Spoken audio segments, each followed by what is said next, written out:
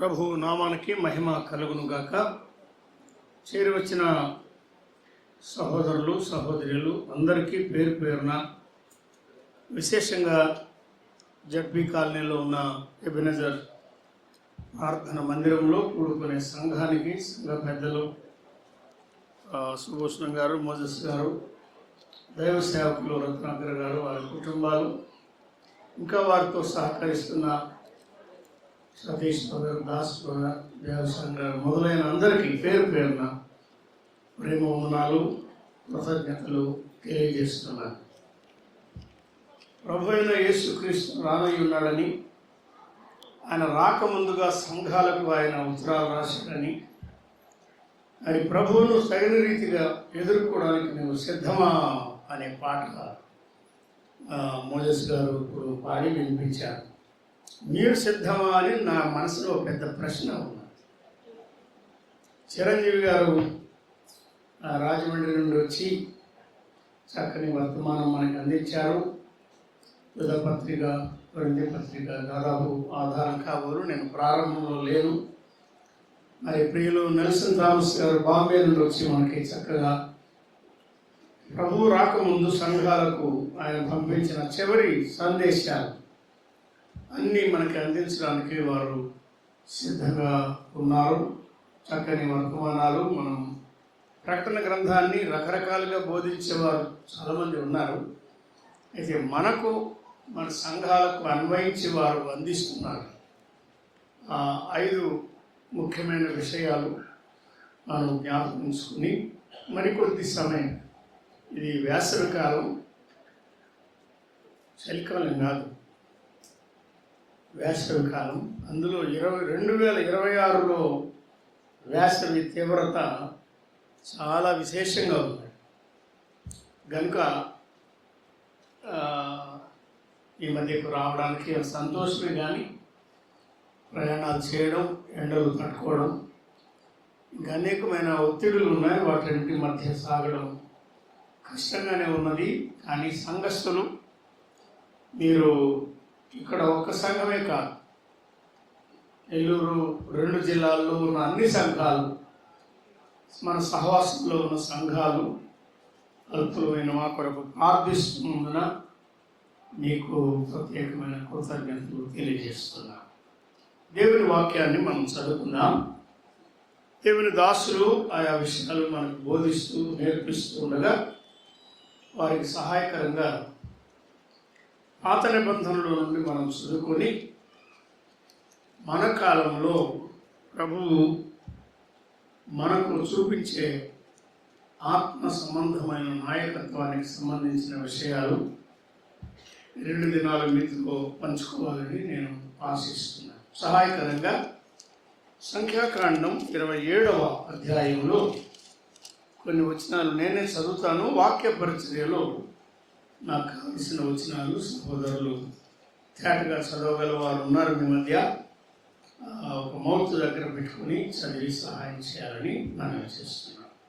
We will turn to the book of Numbers 27. సంఖ్యాకాండం 27వ అధ్యాయం, beginning at verse 12. 12వ వచనం దగ్గర ప్రారంభించి చదువుకున్నాం. తెలుగులోనే మనం చెప్పుకున్నాం. మరియు యెహోవా మోషేతో ఇట్లనే, నీవు ఈ అబారీము కొండ ఎక్కి నేను ఇశ్రాయేలులకు ఇచ్చిన దేశమును చూడుము. నీవు దాన్ని చూచిన తరువాత నీ సహోదరుడైన అహరోను చేర్చబడినట్లు నీవును నీ స్వజనులలో చేర్చబడదు. ఎలాగనగా సీను అరణ్యంలో సమాజము వాదించినప్పుడు ఆ నేల యొద్ద వారి కన్నుల ఎదుట నన్ను పరిశుద్ధపరచక నా మీద తిరుగుబడితిరి. ఆ నీళ్లు సీను అరణ్యమందలి కాదేశులో ఉన్న మెరీబా నీళ్లే. అప్పుడు మోషే యెహోవాతో ఇట్లా నేను, యెహోవా, సమస్త మానవుల ఆత్మలకు దేవా, యెహోవా సమాజము కాపరలేని గొర్రెల వలె ఉండకుండానట్లు ఈ సమాజము మీద ఒకని నియమించుము. అతడు వారి ఎదుట వచ్చుచూ పోవచ్చు ఉండి వారికి నాయకుడిగా ఉండుటకు సమర్థుడై ఉండవలెను.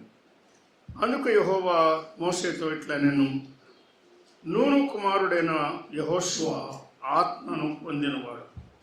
నీవు అతన్ని తీసుకొని అతని మీద నీ చెయ్యి ఉంచి యాజకుడు ఎలియాజరు ఎదుటను సర్వ సమాజము ఎదుటను అతని నిలువబెట్టి వారి కన్నుల ఎదుట అతనికి ఆజ్ఞ ఇమ్ము.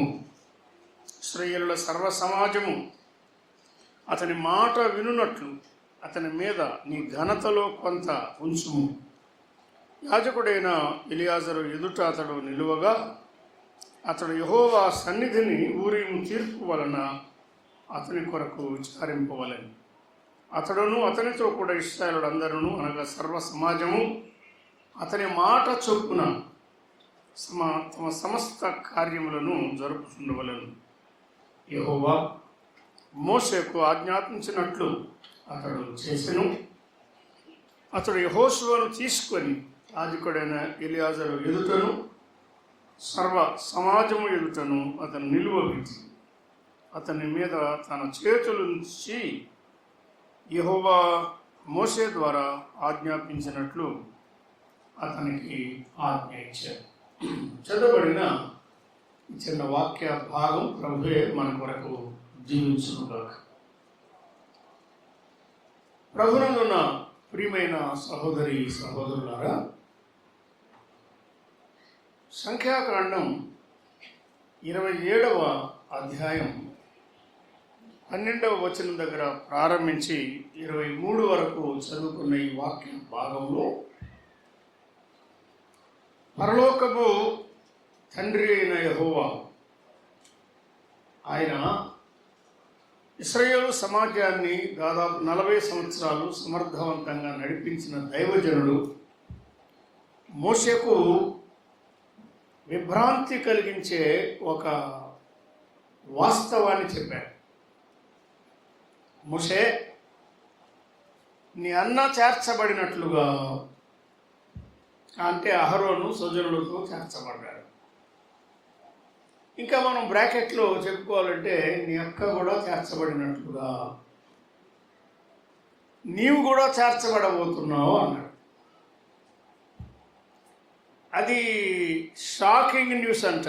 బ్రేకింగ్ న్యూస్ అని, షాకింగ్ న్యూస్ అని మనకు బాగా తెలుసు కదా. మోషేకు ఆ వర్తమానం విన్నప్పుడు ఏమీ కలవరం కలగలేదు. ఇది చాలా విశేషమైన విషయం. ఇదే వార్త మనలో ఎవరికైనా ప్రభువు చెప్తే గుండె పగిలే పరిస్థితులు కొందరికి ఉంటాయి. అంతే కదా. నీ సర్వీస్ అయిపోయింది, నీ పరిచర్య అయిపోయింది, ఇక నీవు సజ్జనులతో కూడా చేర్చబడాలి అంటే నిబ్బరంగా ఎవరు ఉండగలరు? కానీ మోషే ఆ వార్త విన్నప్పుడు ఏమీ కలవర పడలేదు. కానీ ప్రభువు దగ్గర ఒక మనవి చేశాడు. ఆయన ఏమన్నాడో చూడండి, 15వ వచనం ఇప్పుడు చదవండి. సంఖ్య 27:15, 27:15 చదివే ఒక సహోదరుడు చదవండి. మీరే చదవండి. ఇంకా యెహోవా సమస్త మానవుల ఆత్మలకు దేవా, యెహోవా సమాజము కాపరి లేని గొర్రెల వలె ఉండకుండానట్లు ఈ సమాజము మీద ఒకరిని నియమించుము అని ఆయన కోరుకుంటున్నాడు. విన్నారా? వస్తూ పోతూ ఉండేవాడు, కార్యములు జరపడానికి సమర్థుడు. నీవు ఒకరిని నియమించు. ఎందుకు? ప్రభువు సమాజము కాపరి లేని గొర్రెల వలె ఉండకూడదు అని కోరుకుంటున్నాడు. నువ్వు నన్ను పిలిస్తే నేను రావడానికి సిద్ధమే. నా కుటుంబాన్ని గురించి కానీ, నా కుమారులను గురించి కానీ, నా బంధువుల గురించి కానీ నేనేమి చింతపడడం లేదు అన్నట్టుగా ఉన్నది. ఆల్ మై కన్సర్న్, నా శ్రద్ధ, నా భారం ఎవరిని గురించి? నీవు కోరుకున్న సమాజం, the assembly of the Lord, ప్రభు సమాజాన్ని గురించి ఆయన ఆలోచన చేస్తున్నా. సంఘాల పట్ల ప్రభువుకి ఎంత శ్రద్ధ ఉన్నదో ఇంతవరకు మనం విన్నాం కదా. సంఘము పట్ల నీకు నాకు ఎంతవరకు శ్రద్ధ ఉన్నది స్థానిక సంఘాల పట్ల, అది మనం ఆలోచన చేయాలి. ఆ నాయకుడు ఎటువంటి వాడై ఉండాలి ఆయనే చెప్పాడు. వస్తూ పోతూ ఉండేవాడు, ప్రజల మధ్య రాకపోకలు జరిపేవాడు, కార్యములు జరపడానికి సమర్థుడుగా ఉండాలని ఆయన కోరుకున్నాడు. నాకు ఆశ్చర్యం కలిగించే విషయం ఏమిటంటే, ఓహో అలాగా, అట్లయితే నేను ఆలోచించి చెప్తాను అని అనలేదు ప్రభు. వెంటనే చెప్పాడు ఒక మాట. ఏమని చెప్పాడు? అన్నాడు అందుకు 18 చదువా. అందుకు యెహోవా మోషేతో ఇట్లా అడిగిన దానికి, మోషకు ఎవరు నాయకులు ఆయన వెళ్ళిపోతే ఎట్లా, ఈ సమాజం కాపరలేని గొర్రెల వలె ఉంటారే అని దిగులున్నాడు. ప్రభు ఏం చెప్తున్నాడు చూడండి. అందుకు యెహోవా మోషేతో ఇట్లా నేను నూను కుమారుడైన యెహోషువ ఆత్మను పొందినవాడు నీవు అతన్ని తీసుకొని అతని మీద నీ చెయ్యి ఉంచు యాజకుడు ఎలియాజరు ఎదుట సర్వ సమాజం ఎదుటను. అప్పటికి అహరోను లేడు కదా, సంఖ్య 20 ఆయన వెళ్ళిపోయాడు. సర్వ సమాజం ఎదుటను అతను నిలువబెట్టి వారికెన్నుల ఎదుట అతనికి ఆజ్ఞేయము ఇజ్రాయేలీల సర్వ సమాజము అతని మాట వినినట్లు నీవు నడిపించినప్పుడు నీ మాట విన్నారు కనుక యెహోషువ నడిపించే దినాల్లో అతని మాట వినున్నట్లు అతని మీద నీ ఘనతలో కొంత ఉంచుము అన్నాడు. అని నీ ఉండగానే ఎలియాజరు ఎదుట అతను నిలువబెట్టి, అతడు ఊరీము తీర్పు ద్వారా అతని కొరకు విచారిస్తాడు. తెల్లరాయి నల్లరాయి అని పాజిటివ్ నెగిటివ్ అన్నట్టుగా యుద్ధానికి వెళ్ళాలా లేదా, ప్రయాణం చేయాలా లేదా, ఇటువంటివి బయలుపరిచేటువంటి రాళ్ళు అని. యాజకుడు ఆ రాళ్ళు దేవుని సన్నిధిలో ఆ తీర్పు చెప్పడానికి, న్యాయ విధానాన్ని ప్రకటించడానికి ప్రభు ద్వారా అనుమతి పొందినవాడు. ఆ దినాల్లో అట్లా. ఈనాడు ఆత్మ ద్వారా ఆయన మనకు సూచిస్తున్నాడు, నేర్పిస్తున్నాడు, వాక్యం ద్వారా సూచిస్తున్నాడు. ఆత్మీయమైన ఆలోచనలు, ఆత్మీయమైన నాయకత్వాన్ని సంఘాల్లో మనం చూస్తున్నాం. కనుక మోషే స్వజనులలో చేర్చబడక ముందే ప్రభువు దృష్టిలో, ఆయన ఆలోచనలో, ఆయన ప్రణాళికలో సమాజమంతటిని నడిపించడానికి తగినవాడు. మీరు చెప్పాలి, ఉన్నాడా లేదా? ఉన్నాడు. నేను ఒక వ్యక్తిని తయారు చేసి తర్వాత చెప్తానులే అని చెప్పలేదు ఆయన. He has his man for every need.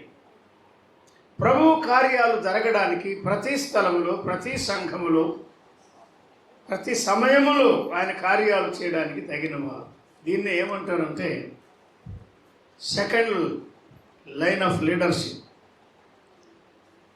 Azariah గారు, స్వామిదాస్ గారు, పోస్టల్ రమణయ్య గారు, పోలీస్ రమణయ్య గారు పెద్దలుగా ఉండేవారు, నడిపించేవారు. నలుగురు అవునా? అప్పటి నుండి సంఘం ఉన్నది. వారు మహిమకు పిలువబడ్డారు. కానీ ఆయన రక్తమిచ్చి సంపాదించిన సంఘం ఆయన కాపాడుతున్నాడు, నడిపిస్తున్నాడు.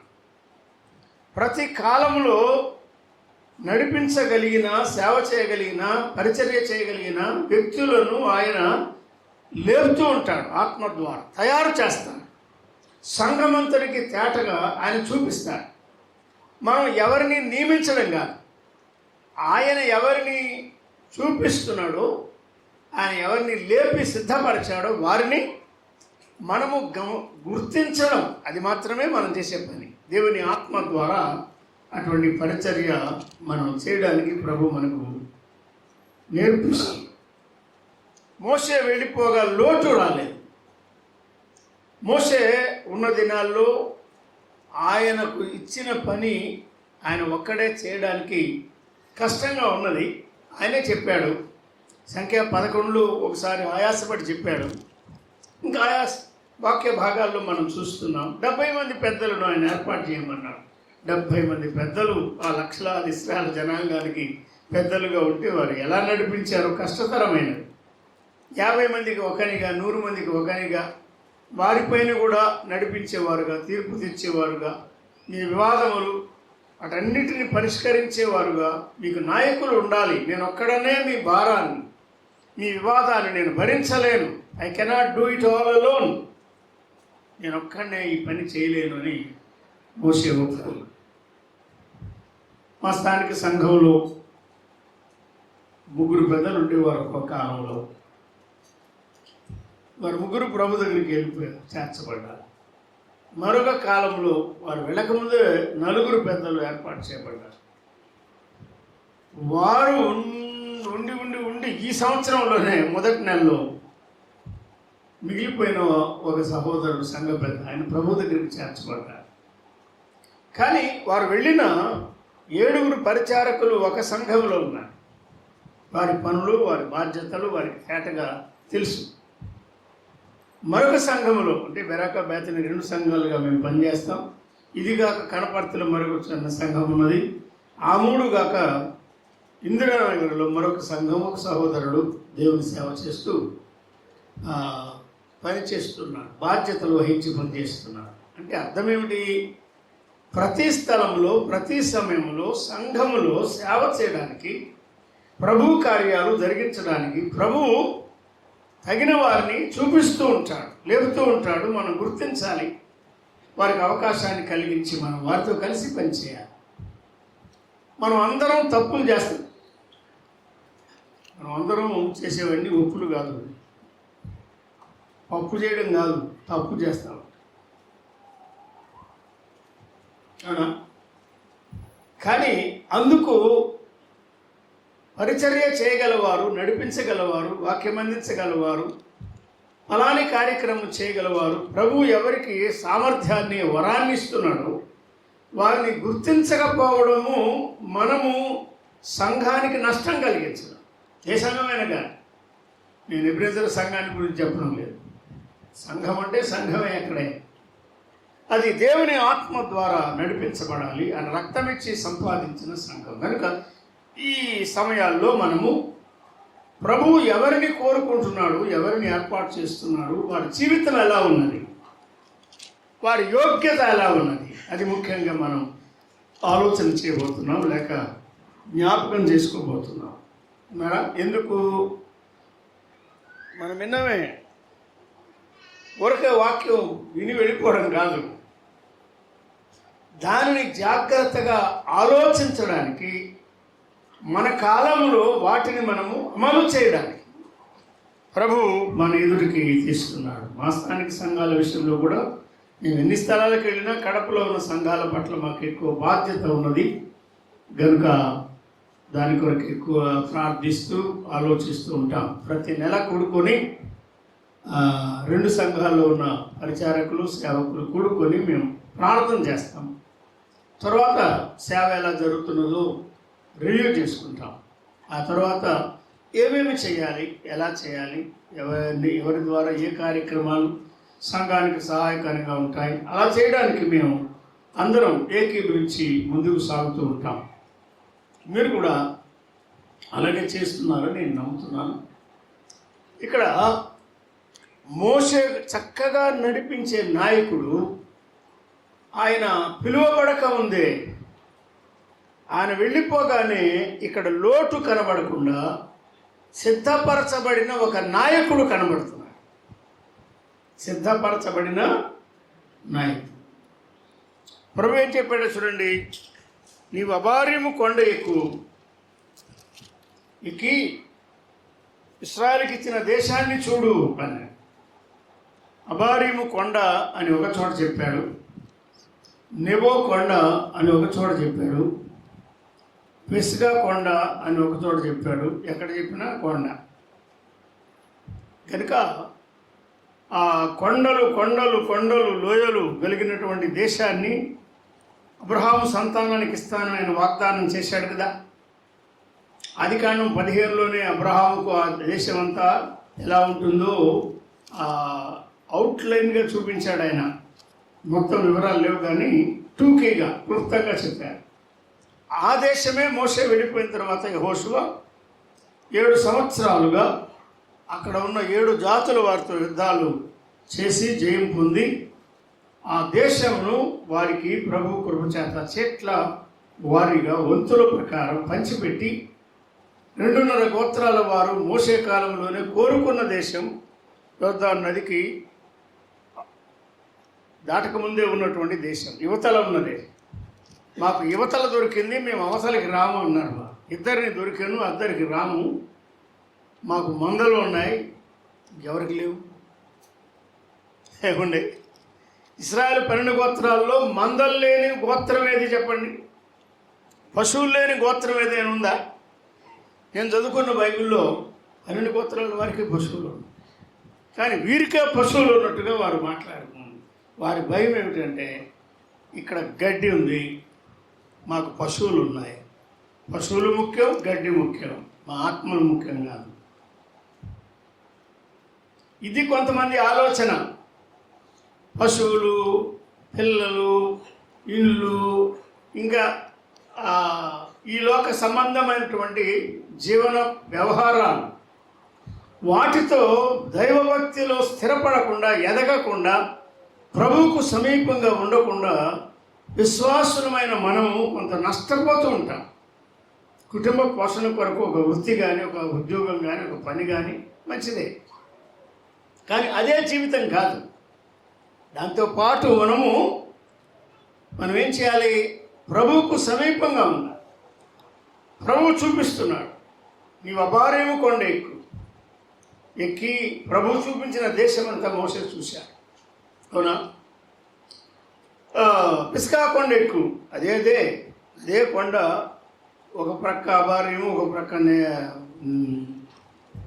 నెబో అనేది, మరొక ప్రక్క పిస్కా అని ఉన్నది. వేరువేరుని కాదు. దేశమంతటిని ఆయన చూపించాడు. దేశంలో అడుగు పెట్టవు అని చెప్పాడు సంఖ్య 20లో. దానికి కారణం ఉన్నది. దేవుని దాసులు మనకి అందించారు కదా, క్రమశిక్ష చేస్తాడు ఆయన. మిర్యామును విడిచిపెట్టలేదు, అహరోనును విడిచిపెట్టలేదు, మోషేను కూడా విడిచిపెట్టలేదు.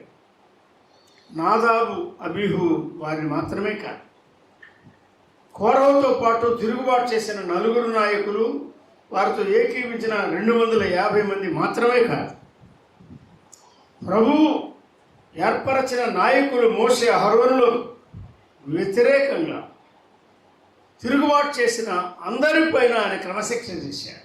ఆయనకు పాఠం ఏమంటే, దేవుని ఇల్లు సంఘం, అది క్రమానికి పేరు పొందినది.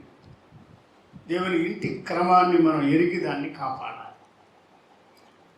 ఇవన్నీ మోషే ఎరిగి వారిని సహించాడు. ఆయన వారిని చక్కగా నడిపిస్తూ వచ్చాడు. ఎవరిని ఎందుకు ఆయన ఈ రీతిగా ప్రభు సమాజంపై నాయకులుగా నియమిస్తున్నాడు అంటే, పాత నిబంధనలో ఒక్కరు అని ఉంటుంది, కానీ క్రొత్త నిబంధనలో ఒక్కరు కాదు, ప్లూరాలిటీ ఆఫ్ ఎల్డర్స్. కాపరులు, అధ్యక్షులు, వ్యభిచారణకర్తలు, సంఘ పెద్దలు అని ప్రభు చెప్పాడు. వారు గృహ నిర్వాహకులుగా ఉంటారు, కలిసి వారు పనిచేయాలి అని ప్రభు నేర్పిస్తున్నాడు. కనుక ఇలా వెళ్ళమని ఆయన చెప్పాడు. ఇంకొక మాట కూడా మనం జ్ఞాపకం చేసుకుందాం, లేక ఇక్కడ ఒక విషయాన్ని మరోసారి చదువుదాం. 27:18 చదవండి. అందుకు యెహోవా మోషేతో ఇట్లా నేను ఏమన్నాడు? నూను కుమారుడైన యెహోషువ, ఎఫ్రాయిము గోత్రానికి చెందినవాడు, నూను కుమారుడైన యెహోషువ ఆత్మను పొందినవాడు. ఏమన్నాడు? ఆత్మను పొందినవాడు అన్నాడు. ఆస్తి గలవాడు అని కాదు, ఆత్మను పొందినవాడు అంటున్నాడు. ఈ మాట మనసులో ఒక చోట గుర్తుపెట్టుకోండి, వీలైతే మధ్యాహ్నం మనం ఆలోచన చేద్దాం. ఆత్మను పొందినవాడు అన్నాడు.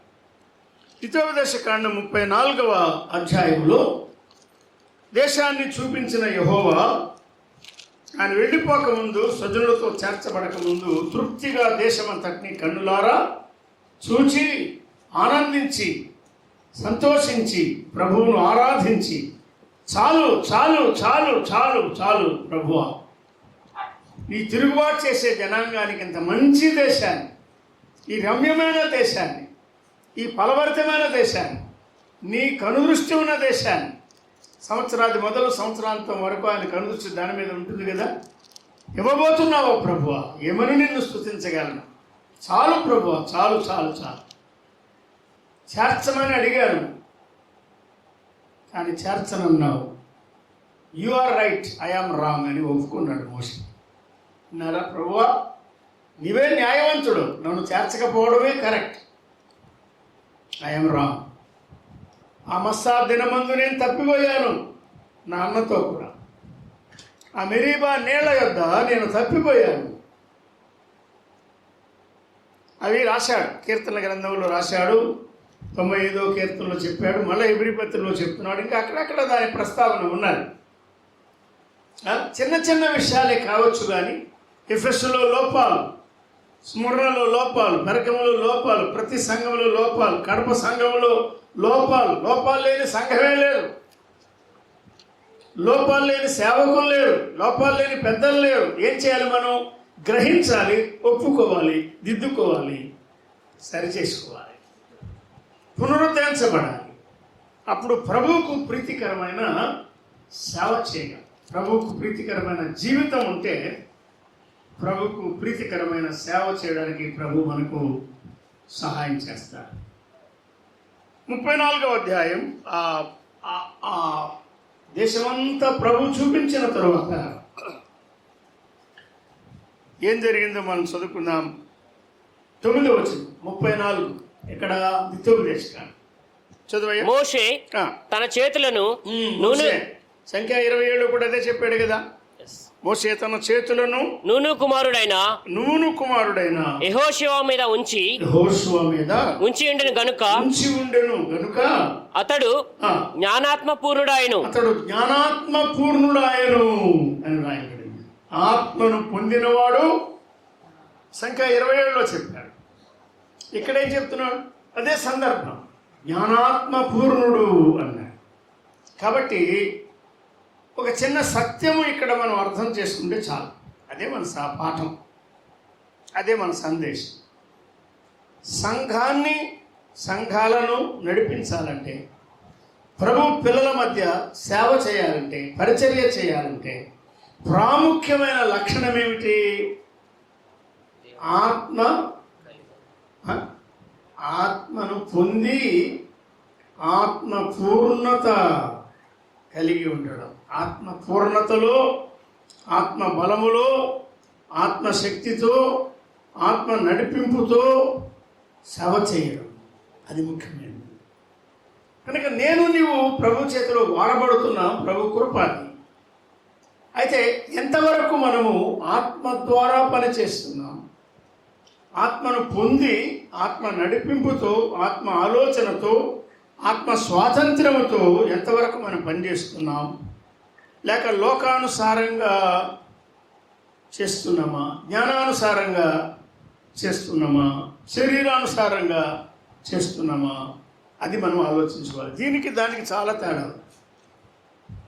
ముఖ్యంగా ఆత్మను పొందిన వారు, ఆత్మ చేత నడిపించబడి ప్రభు పిల్లల మధ్య మనం సేవ చేయాలి, పరిచర్య చేయాలి. సేవ అంటే ఉద్యోగాలు విడిచిపెట్టి సేవ చేయడమే కాదు, ప్రభు పని, ఆయన మనకు అప్పగించిన పనిని మనం చేయాలి.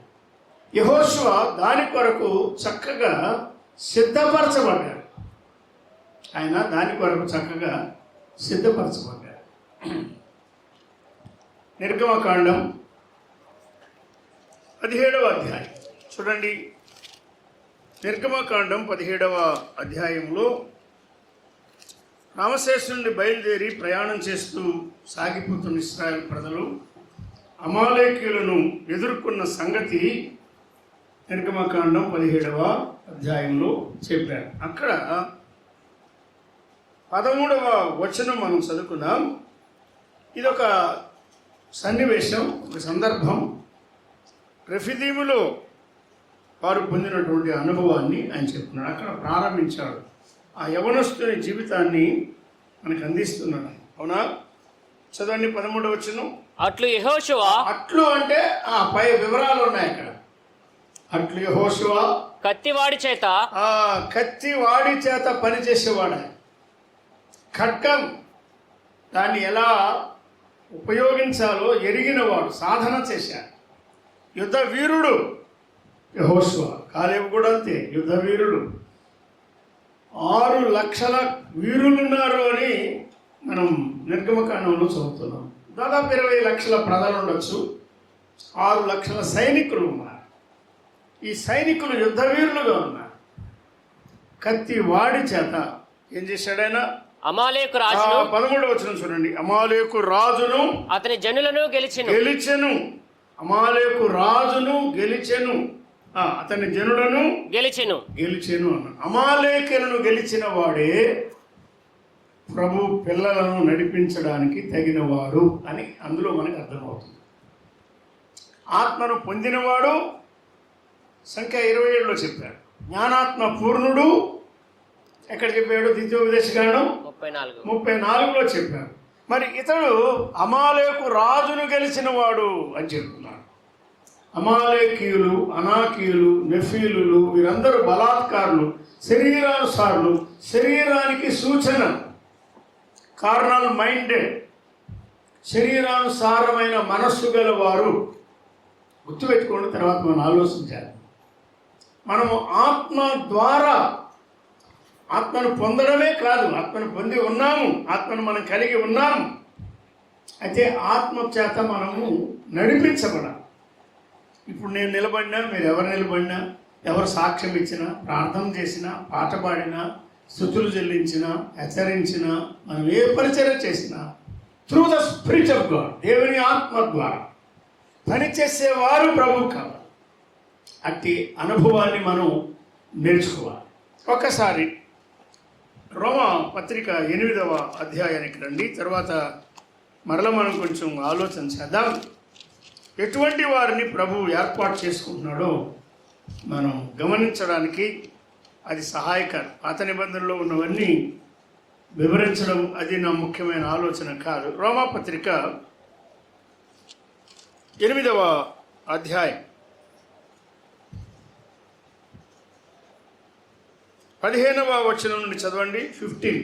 ఎలయనగా మరలా భయపడుటకు, విశ్వాసులైన మనం మరలా భయపడుటకు మీరు దాస్యపు ఆత్మను పొందలేదు కానీ ఆత్మను పొందలేదు అన్నారు. మనం పొందిన ఆత్మ దేవుని పరిశుద్ధాత్మ. రోమా 7లో ఆత్మ అనే మాట కనబడడం లేదు. శరీరానుసారంగా జీవిస్తే కలిగే నష్టము, దాస్యము, ఓటమి, మరణము చెప్పారు. దానికి వేరుగా 8వ అధ్యాయంలో అదే ఆత్మ ఆత్మ ఆత్మ అని పెద్ద అక్షరాలతో రాయబడి ఉంటుంది కదా. ఆత్మ ద్వారా కలిగే జీవము, ఆత్మ ద్వారా కలిగే సమాధానము, ఆత్మ ద్వారా కలిగే సంతోషము, ఆత్మ ద్వారా కలిగే ఫలము, ఆత్మ ద్వారా కలిగే జయం, క్రీస్తు ద్వారా మనం ప్రేమించిన వారి ద్వారా అన్నిటిలో మనం అత్యధికమైన విజయం పొందిన వారము అని ఆయన చెప్తున్నారు. కనుక మనం దాస్యపు ఆత్మను పొందలేదు అన్నాడు. మరి ఏం పొందింది? మనం పొందిన ఆత్మ ఎవరు? దత్తపుత్రాత్మను పొందితిరి. ఆత్మ కలిగిన వారమై, ఆత్మ పరిశుద్ధాత్మను కలిగిన వారమై మనము అబ్బా తండ్రి అని, తండ్రి అంత చనువుగా పరలోకపు తండ్రిని, ఆ మహోన్నతుడైన దేవుని మనం పిలవగలుగుతున్నాం. ఆయన సన్నిధిలో మనం ప్రార్థన చేయగలుగుతున్నాం, మొర్ర పెట్టుచున్నాము అన్నాడు. ప్రార్థనా పరులైన నాయకులు కావాలి సంఘాలకు. సహవాసానికి కబుర్లు కాదు. It is prayerful brothers and sisters who will be used of the Lord. ప్రభు చేతిలో బలంగా, ప్రయోజనకరంగా సంఘాలకు వాడబడేవారు జ్ఞానముతో నిండిన వారు కాదు. జ్ఞానం వేరు, జ్ఞానం ఉప్పొంగ చేయను అని చెప్పారు. ఈ రోజుల్లో హెబ్రీలో ఎలా ఉంది? హెబ్రీ పత్రిక కాదు, హెబ్రీ భాషలో ఎట్లుంది, గ్రీకు భాషలో ఎట్లుంది, మీకేం తెలుసు? మాకు హెబ్రీ తెలుసు, మాకు గ్రీక్ తెలుసు, మీకు తెలుగు మాత్రమే తెలుసు. కానీ అందులో అట్లా ఉంది, ఇందులో ఎట్లుందని గలిబిలి చేయడానికి వారి జ్ఞానాన్ని ఉపయోగిస్తున్నారు కొంతమంది.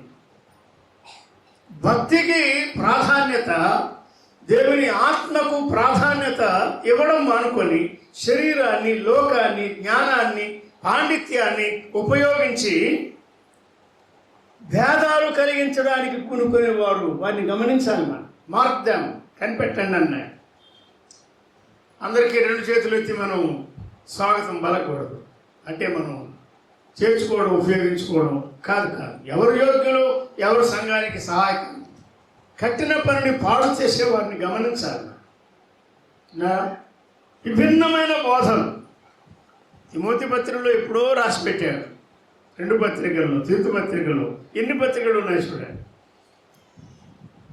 వాదాలు కాదు, వట్టి మాటలు కాదు, సత్యవాక్యమును సరిగా విభజించి సంఘాలకు అందించేవాడు మనకి ప్రయోజనకారు. కనుక అట్టి వారిని ప్రభు తయారు చేస్తాడు. నాకు తెలియదు, నీకు తెలియదు. ఆయన తన సొంత పద్ధతిలో ఆత్మ ద్వారా కొందరిలో ఆ ఆసక్తిని కలిగిస్తాడు. ఆయన ఇంటిని గురించిన ఆసక్తి, సంఘాన్ని గురించిన ఆసక్తి, సేవని గురించిన ఆసక్తి, దేవుని పిల్లల కుటుంబాలు కట్టాలి, పడిన వారిని లేపాలి, వెనుకంటే వేసిన వారిని ముందుకు తీసుకుని రావాలి, వారి లోటుపాట్లు లేవు అంతటితో వారిని విడిచిపెట్టక జాన్మార్కును స్థిరపరిచి ప్రభు ఉపయోగించినట్టుగా సంఘాలలో పడిన వారిని లేపి చక్కగా దిద్దుబాటు పరిచయం జరిగించుకుంటూ ప్రభువుకు ప్రీతికరమైన సేవ చేయడానికి యెహోషువ వంటి వారిని, కాలేబు వంటి వారిని అనేక మందిని ప్రభువు లేపి ఉపయోగిస్తారు. ఆత్మను పొందిన వారమై అని చెప్తున్నాడు కదా. మనము దేవుని పిల్లమని ఆత్మ తానే మన ఆత్మతో కూడా సాక్ష్యం ఇచ్చుచున్నాడు.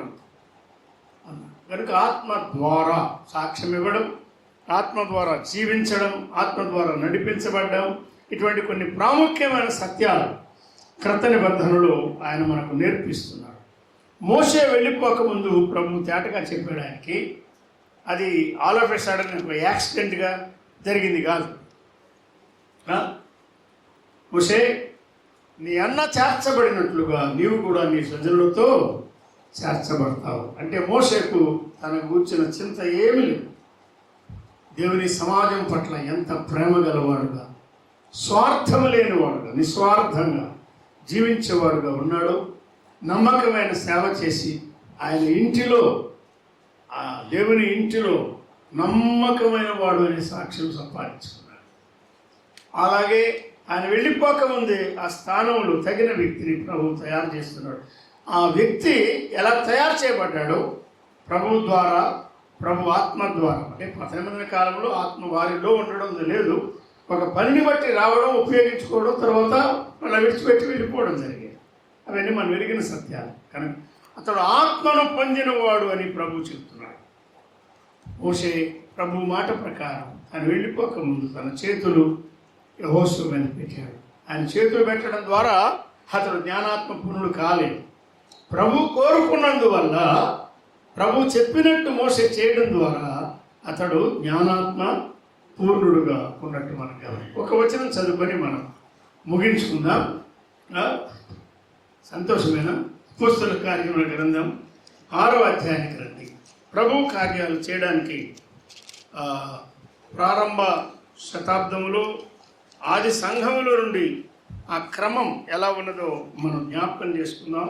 ఈనాడు మనం కూడా దాన్నే పాటించి ప్రభువును మహిమపరిచే వారంగా మనం ముందుకు సాగుతాం. 6వ అధ్యాయం అపోస్తలుల కార్యములు మొదటి 3 వచనాలు మనం చదువుకుందాం.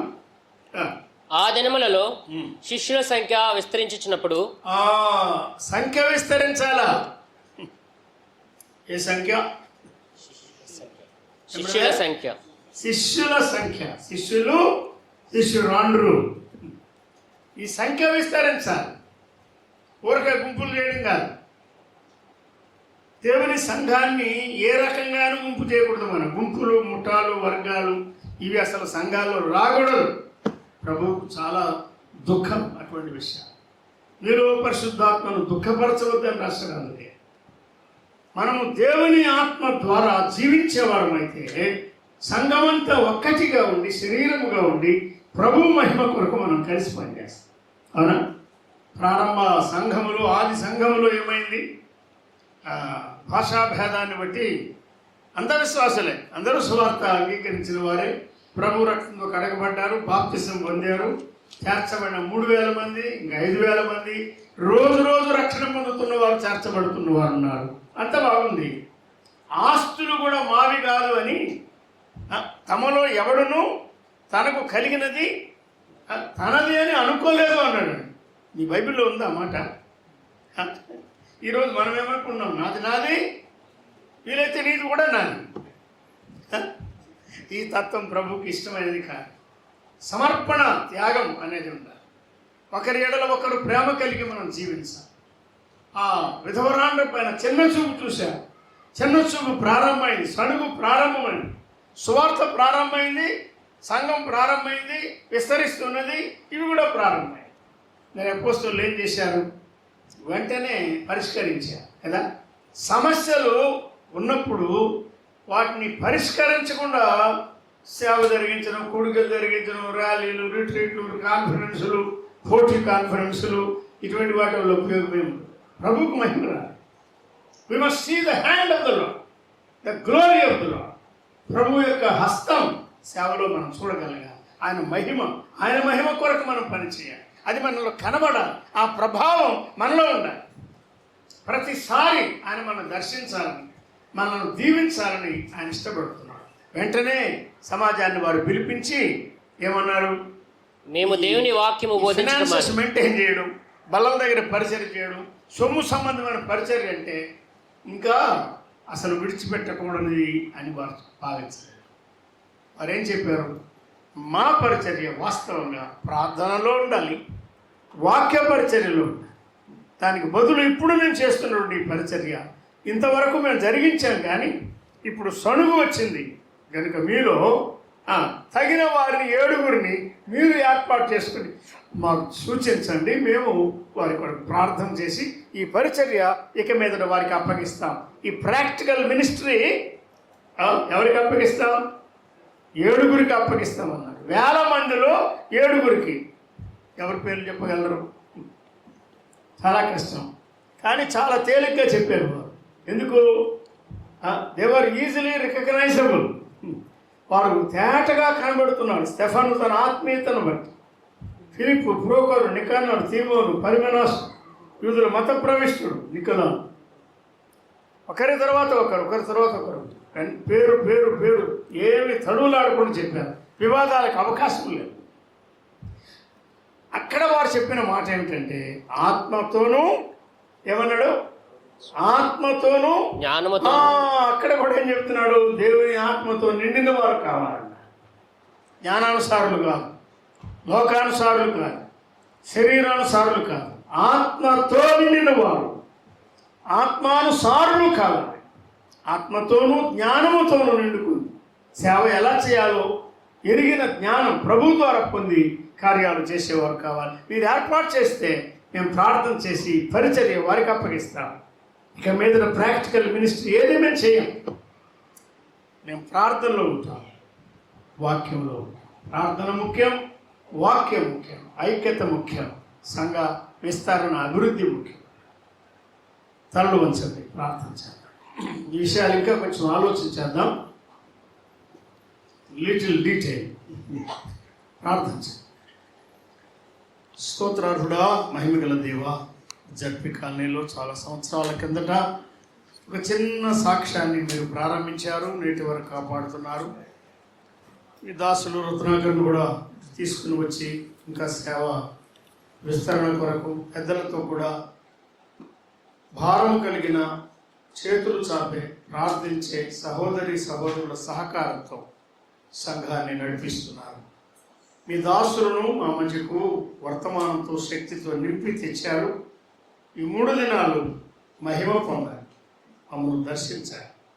ఎవరికి ఏ విధమైన ఇబ్బంది, ఆయాసం కలగకుండా చేయాలి. ఎవరెవరికి చిన్న చిన్న అనారోగ్య పరిస్థితులు, సమస్యలు ఉండవు, బాగు చేయుదురని, కావలసిన క్షేమము వారికి దయచేయమని, మిగతా కూడికల కొరకు మమ్మల్ని సిద్ధపరచమని, మీ విన్న మీ వాక్య సందేశాలు మమ్మల్ని విడువక మాతో మాట్లాడినట్లుగా మమ్మల్ని బలపరచమని స్తుతులు చెల్లిస్తూ మా ప్రభువైన క్రీస్తు యేసు నామమున వేడుకొనుచున్నాం తండ్రి. ఆమేన్.